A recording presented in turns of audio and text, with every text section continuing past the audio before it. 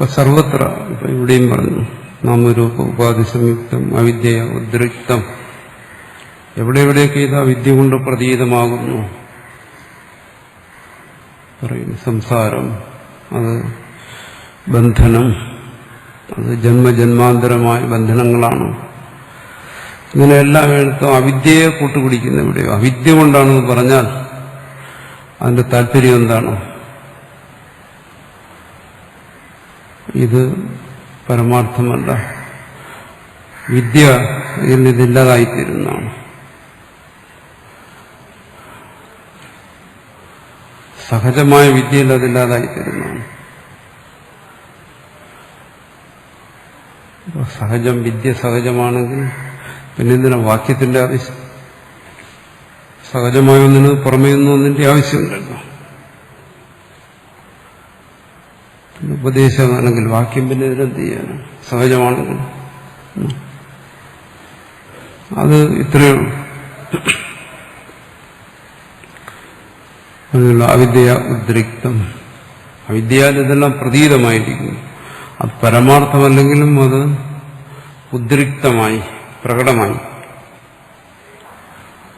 അതിന്റെ ഭാഗം തന്നെയാണ് വാക്യം. അല്ലാതെ വാക്യത്തിന് വേറിട്ടൊരു മഹത്വമൊന്നുമില്ല. അവിദ്യയാൽ പ്രകടമായിരിക്കുന്നതിന്റെ ഭാഗമാണ് വാക്യം, ഉപദേശവുമില്ല. പക്ഷെ അതിന്റെ സവിശേഷത എന്താണ്? അത് ഇമ തുറക്കുന്നത് പോലെ തന്നെ അത് പറയുന്നത് എന്താണ്? കണ്ണ്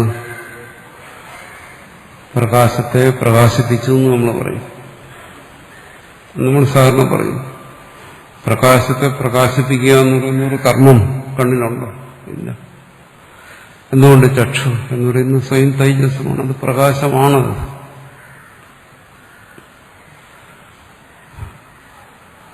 അത് സ്വയം പ്രകാശം തന്നെയാണ്.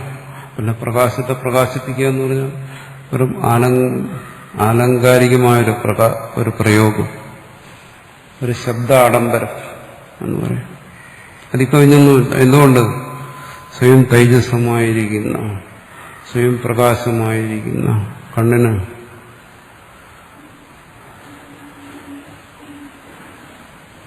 എന്തിനാ പ്രകാശിപ്പിക്കാനുള്ളത്? അത് പ്രകാശിപ്പിക്കുമെന്ന് പറയുന്ന തേജസ്, അതും അത് തന്നെയാണ്. രണ്ടും ഒന്ന് തന്നെയാണ്. കണ്ണ് സ്വയം തേജസ്സമാണ്. അത് പ്രകാശിപ്പിച്ചു എന്ന് നമ്മൾ കരുതുന്ന സൂര്യ തേജസ്, അതും പ്രകാശമാണ്. പിന്നെ പ്രകാശിപ്പിക്കുക എന്നെല്ലാം പറഞ്ഞാൽ എന്താ എൻ്റെ അർത്ഥം? വിശേഷാർത്ഥമൊന്നുമില്ല. അത് പ്രകാശിക്കുന്നു, അത്രയേ ഉള്ളൂ. വിശേഷാർത്ഥമൊന്നുമില്ല. എന്തായാലും ഒരു കാര്യം നമ്മുടെ അനുഭവത്തിലുള്ളതാണ്. കണ്ണ് തുറന്നു, അവിടെ ഇത് പ്രകാശമാണ് എന്നുള്ള പ്രകാശത്തിന്റെ സാക്ഷാത്കാരം അത് സംഭവിക്കുന്നു.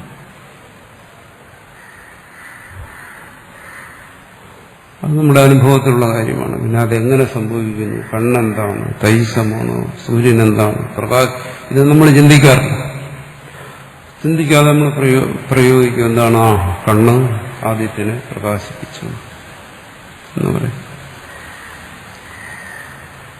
വാസ്തവത്തിൽ എന്താ സംഭവിക്കുന്നത്? ആദിത്യൻ പ്രകാശിക്കുന്നു.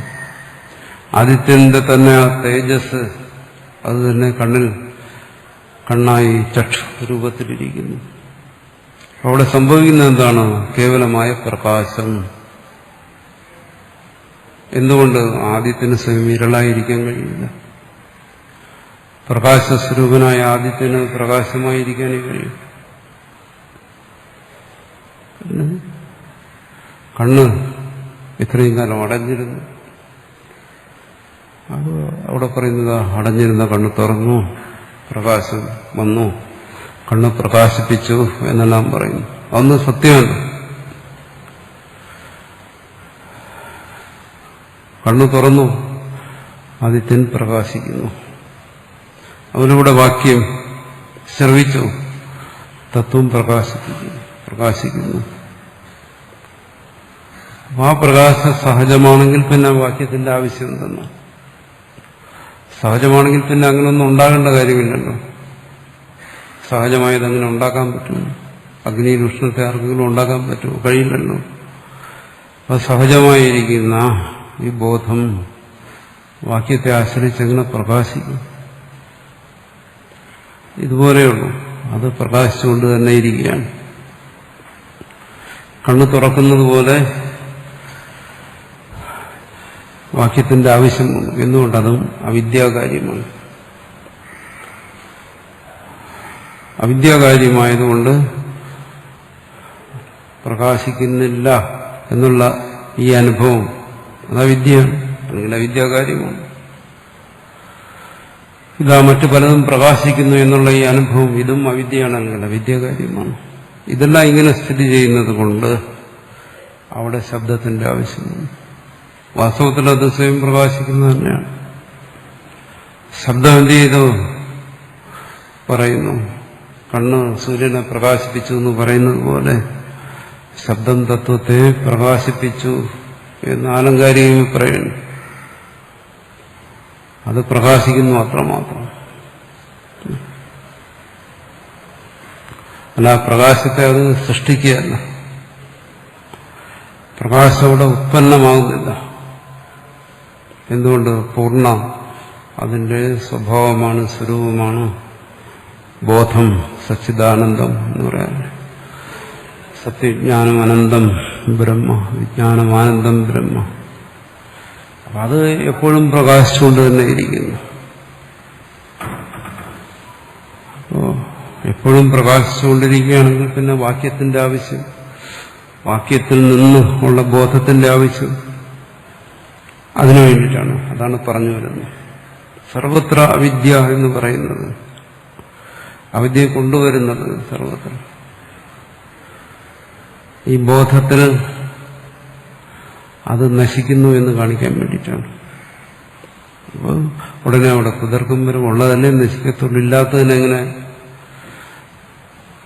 നശിപ്പിക്കാൻ പറ്റും? അതെങ്ങനെ നശിക്കും? ബോധം കൊണ്ട് അവിദ്യ നശിച്ചു എന്ന് പറയുമ്പോൾ അവിടെ അവിദ്യ വേണമല്ലോ, ഇല്ലാതെ എങ്ങനെ നശിക്കും?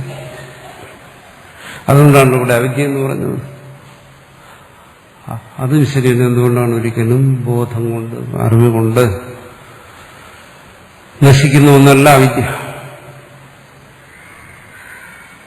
നേരത്തെ പറഞ്ഞല്ലോ, വാക്യം കൊണ്ട് ഉണ്ടാകുന്നു എന്ന് കരുതുന്നത് പോലെ അതും ഈ അവിദ്യയിൽ നിന്നുകൊണ്ട് അവിദ്യക്ക് അധീനനായി ജ്ഞാനത്തെക്കുറിച്ചും അവിദ്യയെക്കുറിച്ചും ഒക്കെ ചിന്തിക്കുമ്പോൾ വരുന്ന ഒരു ഭ്രാന്തിയാണ്. ഈ പ്രകാശം കൊണ്ട്, ബോധം കൊണ്ട് അവിദ്യ നശിക്കുന്നത്. നേരത്തെ പറഞ്ഞ യുക്തി ശരിയാണ്. എന്താണ്? നശിക്കണമെങ്കിൽ ഒന്നും ഉണ്ടാകണം, ഉണ്ടാകാത്ത നശിക്കാൻ പറ്റും. അഗ്നി അതിന്റെ ആശ്രയമായിരിക്കുന്നു, ഇന്ധനത്തെ നശിപ്പിക്കുന്നു. അഗ്നിയെ പോലെ ഇന്ധനത്തിനൊരു സത്തയുണ്ട്. അപ്പൊ അഗ്നിയിൽ അത് നശിച്ചേ മതിയാകും. അതുപോലെ ഒരു സമസത്ത ഈ ബോധത്തിനും അവിദ്യയ്ക്കുമില്ല. ബോധത്തെ പോലെ ഒരു സത്തയുള്ള ഒന്നല്ല അവിദ്യ. അവിദ്യ ഇല്ലാത്തതാണ്, എന്നാൽ പ്രതീതമാകുന്നതാണ്. അതുകൊണ്ട് തന്നെ എന്താണ്? ബോധം കൊണ്ട് അതിനെ നശിപ്പിക്കുന്നു, നശിച്ചു പോകുന്നു എന്ന് പറയുന്ന ഒരു വാഗാഡംബരമാണ്, പരമാർത്ഥമല്ല. കാരണം അത് പരമാർത്ഥമല്ല. പരമാർത്ഥം ഒന്നേ ഉള്ളൂ. എന്താണ്? പൂർണ്ണം. ഇവിടെ പറയുന്നു ആ പൂർണ്ണത്തിന്റെ ബോധം, പൂർണ്ണബോധം, പൂർണ്ണസ്യ എന്ന് പറയുന്നത് പൂർണ്ണബോധം. നമ്മൾ സാധാരണ പൂർണ്ണത്തിന്റെ ബോധം എന്ന് പറയും. ഇതുപോലെയുള്ളൂ. എന്റെ കൈയെന്ന് പറയുന്നത് പോലെയുള്ളൂ. എന്റെ കൈയെന്ന് പറഞ്ഞാൽ എന്താണ്? കയ്യിൽ നിന്ന് വേറിട്ടൊരാളാണോ ഞാൻ?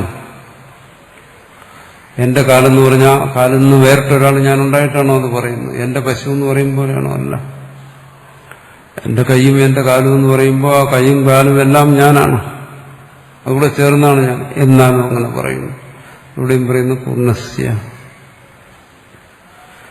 അപ്പൊ അതിന്റെ ആ പൂർണ്ണം എന്ന് പറയുന്നത് ബോധമാണ്. ആ പൂർണ്ണത്തിന്റെ തന്നെ പ്രകാശമാണ് ആ ബോധം. ആ ബോധത്തിന് അവിദ്യ നശിക്കുന്നു എന്ന് എത്രയോ സ്ഥലത്ത് പറഞ്ഞിരിക്കുന്നു. അവിദ്യാനാശമാണ് മുഖ്യം എന്നൊക്കെ പറഞ്ഞിരിക്കുന്നു.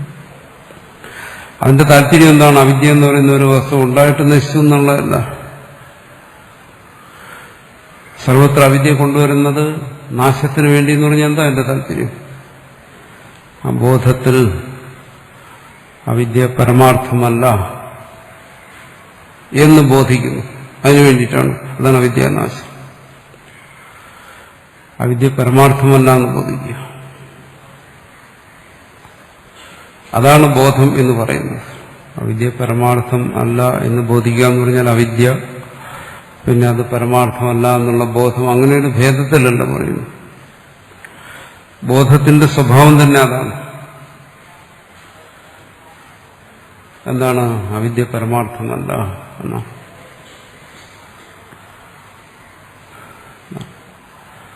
ആ തത്വത്തിന്റെ, അത് പറയുന്നില്ല, തത്വം പറയുന്നത് സത്താണ്, ചിത്താണ്, ആനന്ദമാണ്, വിജ്ഞാനമാണ്, നിത്യമാണ്, മുക്തമാണ് എന്നെല്ലാം പറയുന്നു. ഒരേ ഒരു പ്രകാശം തന്നെ, ഇത് രക്തവർണ്ണമാണ്, ഇത് പീതവർണ്ണമാണ്, ഇത് ഹരിതവർണ്ണമാണ്, ഇങ്ങനെ നാനാ വർണ്ണങ്ങളെ പ്രകാശിപ്പിക്കുന്നു. ഒരേ പ്രകാശം. വാസ്തവത്തിൽ ഈ നാനാ വർണ്ണങ്ങളെന്ന് പറയുന്നത് പ്രകാശത്തിൽ നിന്ന് വേറിട്ടെന്തെങ്കിലുമാണോ? അല്ല. പ്രകാശം തന്നെയാണ് ഹരിതമായും പീതമായും വിരക്തമായും എല്ലാം അനുഭവപ്പെടുന്നത്. അപ്പോൾ ഏകമായ ഈ ബോധം തന്നെയാണ്.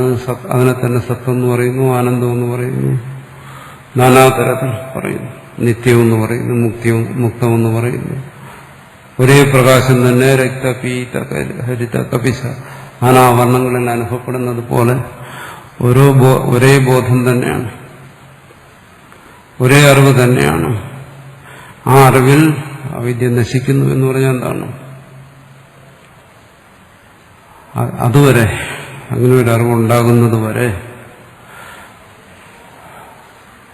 എന്താണ്? ഇത് അപൂർണമാണ്, ഇത് അനിത്യമാണ് തുടങ്ങിയ ഈ അവിദ്യ, അതിനെ പറയുന്നു ഭ്രാന്തി എന്ന് പറയുന്നു. അവിദ്യാഭ്രാന്തി അതെല്ലാം ബാധിച്ചു പോകുന്നു. നശിക്കുക എന്ന് പറഞ്ഞാൽ അത് ബാധിച്ചു പോകുന്നു. ബാധിക്കുക എന്ന് പറഞ്ഞാൽ ഒന്നും സത്യമല്ല എന്ന് ബോധ്യപ്പെടുന്നു. ഒരുവൻ തന്നെ കുറിച്ച് സദാസമയം ചിന്തിക്കുകയാണ്, ഞാൻ അപൂർണനാണ്, എനിക്ക് യോഗ്യതകളില്ല, എനിക്ക് പോരായ്മകളേ ഉള്ളൂ, എനിക്ക് പ്രശ്നങ്ങളേ ഉള്ളൂ. അങ്ങനെ തന്നെ കുറിച്ച് അപകർഷാത്മകമായിട്ട് അധമമായി ചിന്തിക്കുന്ന ഒരുവനുള്ളതല്ല ദ്വൈതബോധം.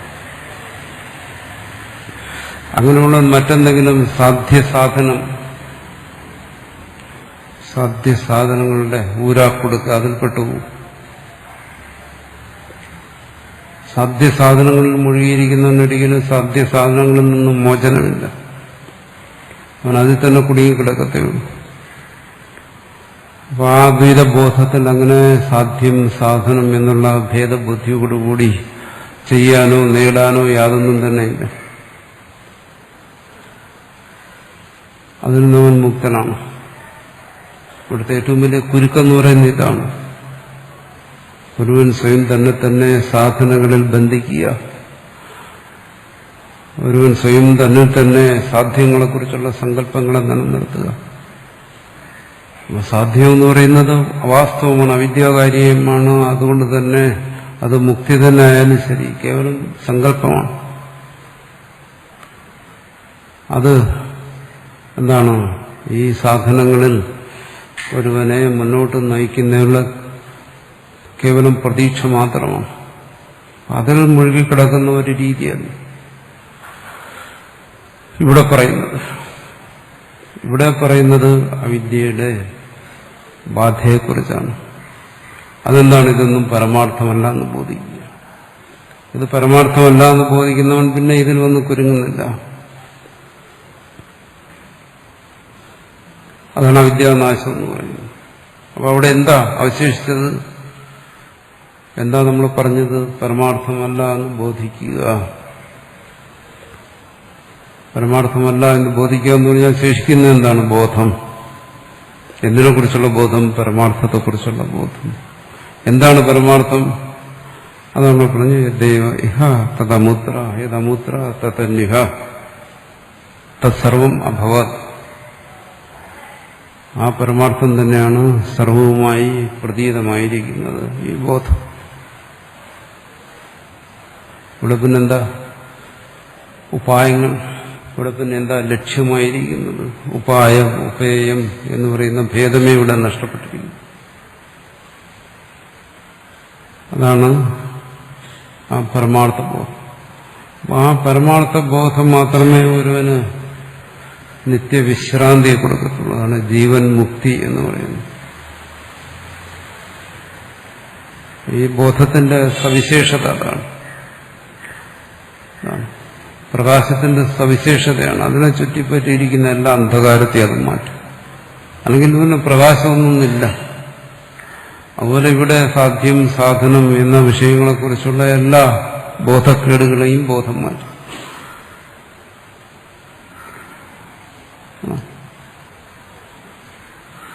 അവിടെ മാത്രമേ ഒരുവന്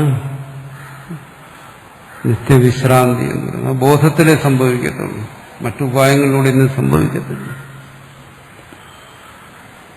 നിങ്ങൾ യോഗത്തിന്റെ അഭ്യാസത്തിലൂടെ ഏതെങ്കിലും അവസ്ഥകളെ പ്രാപിച്ചെന്ന് പറഞ്ഞു, അല്ലെങ്കിൽ മറ്റേതെങ്കിലും ഉപായങ്ങളിലൂടെ എന്തെങ്കിലും മഹത്വത്തെ പ്രാപിച്ചു എന്ന് പറഞ്ഞു, ഒന്നും കാര്യമില്ല.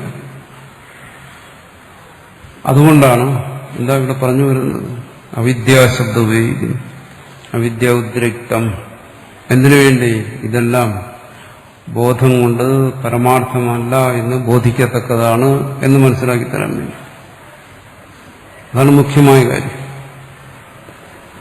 തസ്മാദേവ പരമാർത്ഥ സ്വരൂപാത് അന്യദിവ പ്രത്യോഭാസമാനം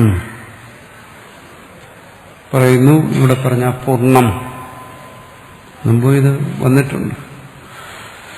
പരമാർത്ഥ സ്വരൂപം നേരത്തെ പറഞ്ഞല്ലോ. അവിദ്യ, എന്തിനാ വിദ്യാശബ്ദം ഉപയോഗിക്കുന്നു? ഇതെല്ലാം വിദ്യാകാര്യമാണ്. ഈ കാണുന്നതെല്ലാം വിദ്യയാണ്. എന്തിനു പറയുന്നു?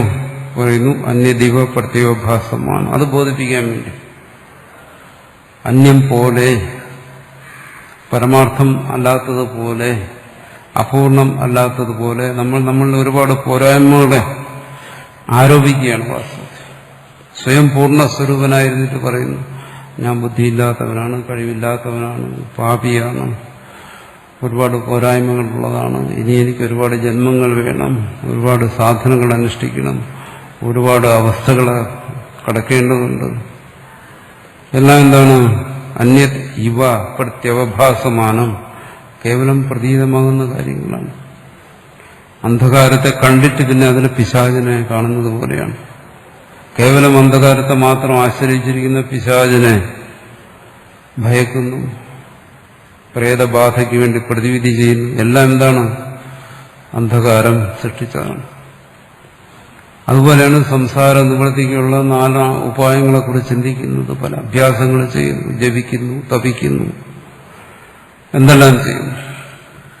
എന്താണ് പറയുന്നത്? അന്യദിവ പ്രത്യോഭാസമാനം, കേവലം പ്രതീതി. ഇതാണ്. അപ്പൊ അവിടെ തത്വത്തെ വെളിപ്പെടുത്തുന്നിടത്ത് യാതൊരു തരത്തിലും അസത്യത്തോട് സന്ധി ചെയ്യുന്നില്ല. പക്ഷേ നമ്മൾ മറ്റ് സാധ്യസാധനങ്ങളിൽ വരുമ്പോൾ അസത്യത്തോട് സന്ധി ചെയ്തിട്ടാണ്. ആദ്യം ഒരുപാട് പോരായ്മകളെ തന്നെ ആരോപിച്ചിട്ട് ആ പോരായ്മകളെ നീക്കം ചെയ്യുന്നതിന് വേണ്ടിയിട്ട് ഒരുപാട് പോരായ്മകളുള്ള ഉപായങ്ങളെ സ്വീകരിക്കുന്നു. അതാണ് മറ്റ് ആധ്യാത്മിക മാർഗങ്ങളും സാധനങ്ങളും എല്ലാം ഈ തത്വത്തിന്റെ നിലയിൽ നിന്ന് നോക്കുമ്പോൾ. ഈ തത്വം ഇല്ലാത്തവനെ സംബന്ധിച്ച് അതൊക്കെ പരമാർത്ഥമാണ്, അതിനെ അംഗീകരിക്കുന്നുണ്ട്. പക്ഷെ തത്വത്തിന്റെ നിലയിൽ നോക്കുമ്പോൾ എന്താണ്? തത്വബോധത്തിന്റെ വെളിച്ചത്തിൽ അന്യത് ഇവ പ്രത്യോഭാസമാണ്. അതെല്ലാം ഉള്ളതുപോലെ, അന്യമായിട്ടുള്ളതുപോലെ പ്രത്യാഭാസമാനം പ്രതീതമാകുന്നു. ആർക്ക്? ശ്രോതാവിന്. ഇത് പ്രതീതമാകുന്നു എന്ന് ശ്രോതാവ് ബോധിപ്പിക്കുമ്പോൾ അവനെ സംബന്ധിച്ചിടത്തോളം ആ ബോധത്തിൽ അവന്റെ സർവ്വ പരിശ്രമങ്ങളും അവിടെ അവസാനിക്കുന്നു. ആ ബോധത്തിൽ അവൻ നിത്യവിശ്രാന്തിയെ പ്രാപിക്കുന്നു. ആ നിത്യവിശ്രാന്തിയെ പ്രാപിച്ചവന് പിന്നെ എവിടെയാ? എന്താ സാധനങ്ങൾ? അതാണ് പൂർണ്ണം എന്ന് ബോധിപ്പിക്കുന്നത്. പൂർണ്ണത്തിൽ ഒരു സാധനയ്ക്ക്, ഒരു സാധ്യത്തിനും യാതൊരു സ്ഥാനവുമില്ല. പക്ഷെ എന്താണ്? ആ പൂർണ്ണബോധമില്ലെങ്കിൽ പരമാർത്ഥ സ്വരൂപ ഇല്ലെങ്കിൽ അന്യദിവ പ്രത്യോഭാസമാണ്. അന്യമായി പ്രതീതമാകുന്നു. അപ്പോൾ അതിന് എന്താണ് അസിത്യം എന്ന് ബോധിക്കുക എന്ന് പറയുമ്പോൾ ശരീരേന്ദ്രിയ കരണങ്ങളുടെ വ്യാപാരങ്ങളെല്ലാം നിരോധിക്കുകയോ അതിനെന്തെങ്കിലും മാറ്റങ്ങളോ അത്ഭുതങ്ങളോ സംഭവിപ്പിക്കുകയോ ഒന്നുമില്ല. അതൊന്നുമല്ല. അതല്ല അതിന്റെ വഴിക്ക് സഞ്ചരിച്ചുകൊണ്ടേയിരിക്കുന്നു. അത് വസ്തു സ്വഭാവത്തെ ഒന്നും മാറ്റാനോ മറിക്കാനോ ഒന്നും കഴിയത്തില്ല. ജലത്തിന്റെ സ്വഭാവമാണ് അത് താഴോട്ട് ഒഴുകുക എന്നുള്ളത്. അതിനെ മാറ്റാൻ പറ്റില്ല. എനിക്ക് തത്വത്തിന്റെ പരമാർത്ഥത്തെ ബോധിച്ചു, ഇനി ജലം മേളിലോട്ട് ഒഴുകും, അത് സംഭവിക്കുന്നു. വസ്തു സ്വഭാവത്തെ മാറ്റുക എന്നുള്ളതല്ല. പിന്നെന്താണ്? അത് അന്യം പോലെയാണെന്ന് ധരിക്കും, ഭേദമുള്ളതുപോലെ ധരിക്കുന്നു, അങ്ങനെ പ്രതീതമാകുന്നു. അതുകൊണ്ട് എന്താണ് ഈ പറഞ്ഞല്ല, എന്തിനു വേണ്ടി? ഏത് ആത്മാനമേവ പരം പൂർണ്ണം ബ്രഹ്മ വിദിത്വ, അതാണ് ഈ ബോധത്തിന് വേണ്ടിയിട്ടാണ് ഇതിങ്ങനെ വിശദീകരിക്കുന്നത്.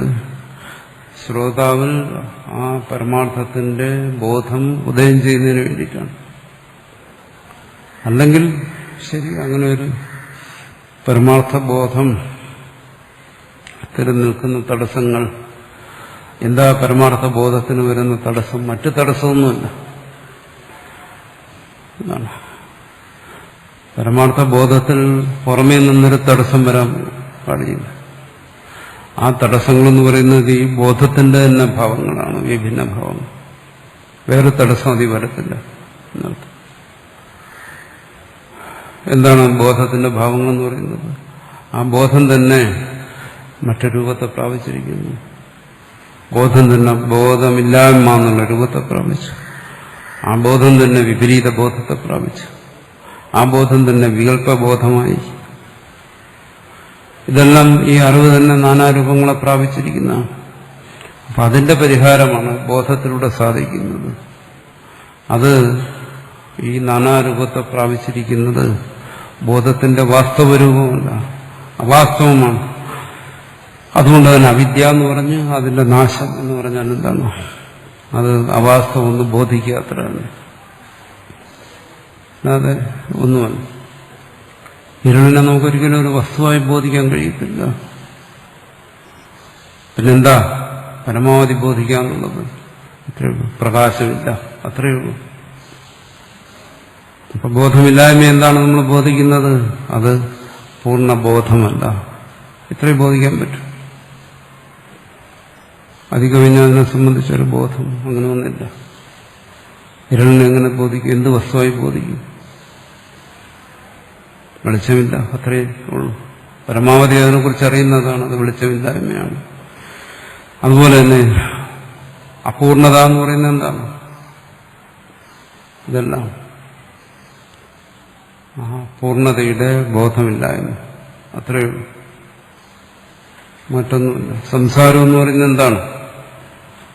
ഈ ബോധമില്ലായ്മ, പൂർണ്ണതയുടെ ബോധമില്ലായ്മ. അതാണ്. അപ്പോൾ ആ പരിഹാരം എന്താ? അത് അപൂർണമാണെന്ന് ബോധിച്ചാൽ മതി. അപൂർണമാണോ എന്ന് ബോധിക്കുക എന്ന് പറയുമ്പോൾ അത് തന്നെ ഒരു പരമാർത്ഥമല്ലെന്ന് ബോധിക്കുക, സത്യമല്ലെന്ന് ബോധിക്കുക, അത് അവാസ്തവമാണെന്ന് ബോധിക്കുക, എല്ലാം ഒരേ കാര്യം തന്നെയാണ്. ഇവിടെ പറയുന്നു യസ്മാദാത്മാനമേവ. ഇവിടെ എന്തിനെ കുറിച്ചുള്ള ബോധം? പൂർണ്ണമായി പൂർണ്ണമത എന്ന് പറഞ്ഞാൽ പോരെ. ഇതിനാ പൂർണ്ണം ഇതം എന്ന് പറയുന്നു. അത് തന്നെ അറിയണം. പൂർണ്ണമാണ്, അത് ശരി. ഒരു പൂർണ്ണത്തെക്കുറിച്ച് നമ്മൾ ഗവേഷണം നടത്തിയിട്ട് വല്ല കാര്യമുണ്ടോ? പൂർണ്ണതയെക്കുറിച്ച് വലിയൊരു തീസിസ് തയ്യാറാക്കി എന്തെങ്കിലും പ്രയോജനമുണ്ടോ? ഇല്ല.